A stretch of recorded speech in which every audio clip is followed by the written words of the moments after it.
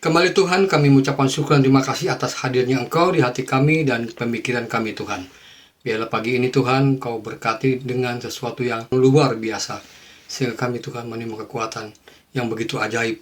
Sehingga kami tidak bisa melihat bahwa yang selama ini Engkau luar biasa. Tapi kami bisa merasakan bagaimana Allah itu memang ada dan luar biasa. Haleluya. Amin. Selamat pagi Bapak Saudara sekalian. Biarlah pagi ini juga memberikan berkat yang luar biasa buat hati kita. Apakah hari ini Bapak Saudara sekalian sudah merasakan sukacita? Nah, maka oleh sebab itu saya selalu menghubungkan kata sukacita ini dengan berbahagia.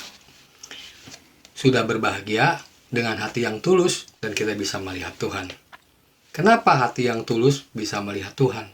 Sudah pernah dengar Peres dalam bahasa gaulnya? Ternyata hidup kita dipenuhi dengan hoak, dipenuhi dengan kebohongan-kebohongan.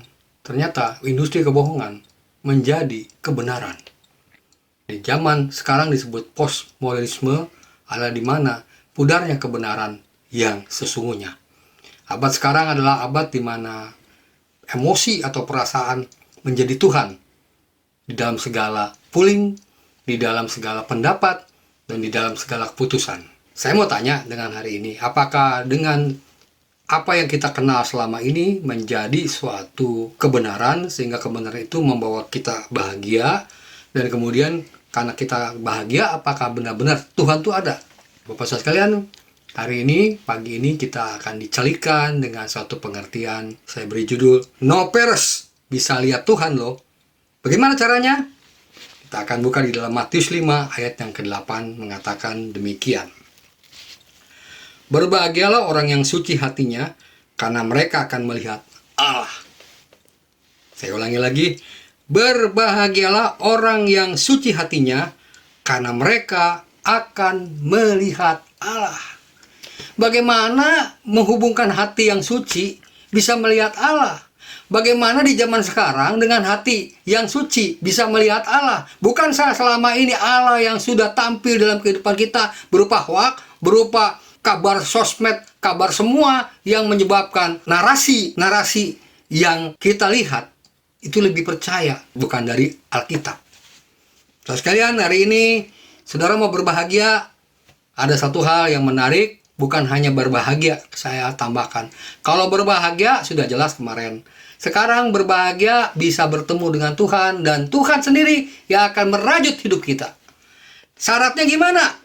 Yang pertama yang kita mesti ketahui adalah kita harus suci hati. Artinya murni dan tulus. No peres, no hoak. Itu yang penting. Kenapa penting? Dengan kemurnian dan ketulusan kita dapat melihat Allah. Ada satu pertanyaan. Bagaimana bisa melihat Allah hanya dengan ketulusan, sedangkan Allah sendiri tidak terlihat? Bagaimana Allah bisa melihat kita?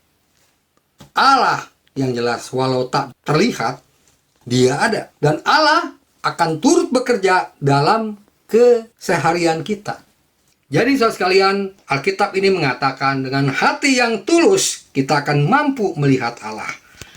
Kita akan mampu melihat pekerjaan-pekerjaan Allah, dan kita akan mampu melihat pertolongan dan kuasa Allah di dalam rumah tangga, keadaan hidup kita. Satu syarat yang Tuhan minta hari ini di ayat ini mengatakan, dengan hati yang tulus kita akan bisa melihat Allah. Lalu sekalian, jika Allah itu ada dalam keadaan baik sampai hari ini, berarti Allah yang saudara sembah itu ada dalam kehidupan kita sama-sama.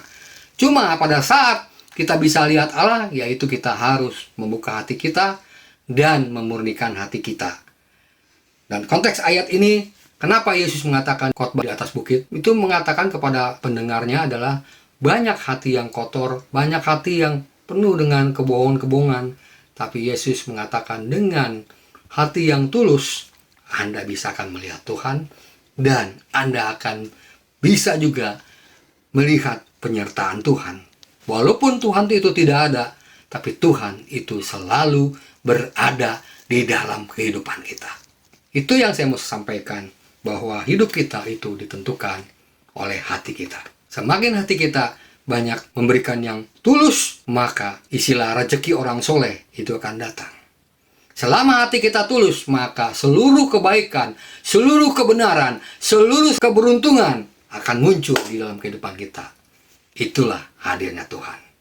Seluruh jalan keluar hidup kita, seluruh kemampatan yang dibukakan oleh Tuhan, itu menjadi kemenangan buat hidup kita. Syarat yang terpenting dan paling utama adalah seberapa tulus hati kita kepada Tuhan. Maka Tuhan tahu hati dan pikiran kita, karena Tuhan adalah Tuhan yang hidup dalam kehidupan kita. Amin buat firman Tuhan.